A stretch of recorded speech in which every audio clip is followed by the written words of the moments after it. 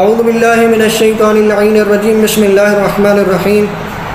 رب اشرح لی صدری ویسر لی امری واحلل عقدۃ من لسانی یفقہوا قولی۔ معزز و مکرم مومنین، السلام علیکم یا علیہ السلام مدد۔ معزز ناظرین و سامعین، دعا گو ہوں خالق کائنات ہم سب کی مشکلات کو آسان فرمائے، ہم سب کی حاجات کو پورا فرمائے، مریض جتنے ہیں مالک شفا عطا فرمائے، اور جتنے بچے بچیاں جن کے رشتے نہیں ہو رہے مالک ان کے نصیب اچھے فرمائے، اور جو بے گھر ہے مالک عالیشان گھر عطا فرمائے، اور جو بے رزق ہے رزق حلال وسیع عنایت فرمائے۔